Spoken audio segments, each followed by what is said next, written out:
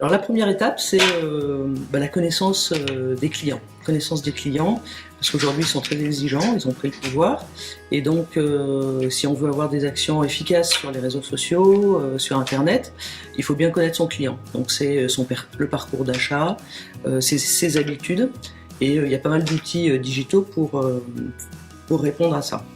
La deuxième étape, c'est la visibilité en ligne. Donc ça passe par un site. Aujourd'hui, le web passe beaucoup par des stratégies de contenu. Donc créer des contenus corporate, créer des contenus experts par rapport à votre métier, et tout ce qui est effectivement également le référencement et la présence sur les réseaux sociaux. La troisième étape, c'est le développement de la relation avec les clients.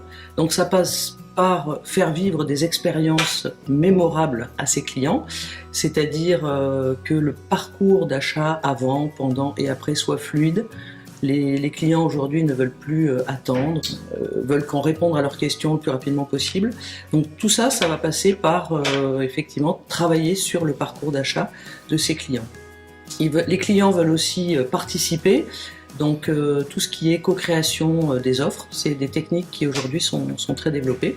Et enfin, quatrième étape, pour booster ses ventes et fidéliser ses clients, il y a tout ce qui est le marketing automation qui permet d'automatiser tous les outils du marketing, de cibler et d'évaluer la performance également des actions, et tout ce qu'on va appeler le social selling qui permet en fait de passer d'un marketing très push à un marketing beaucoup plus ciblé, intentionné et à forte valeur ajoutée pour les clients.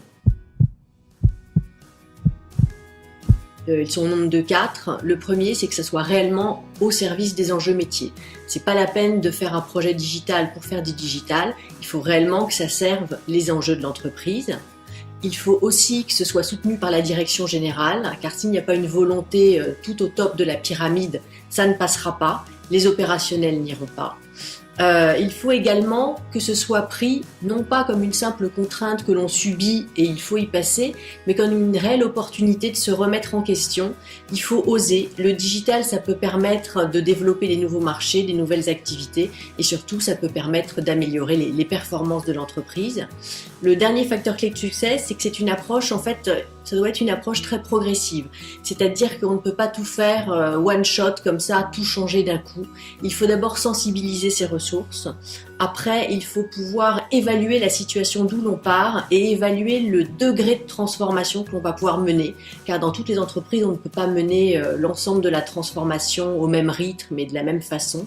Et surtout après, c'est un maître mot, accompagner, accompagner, accompagner. Et ne jamais oublier que tous les projets sont des projets qui sont particuliers. Il n'y a pas un projet type. Chacun a des ressources, des outils, des enjeux différents. Et donc même s'il y a des bonnes pratiques, on a son projet, on le mène et on accompagne ses ressources.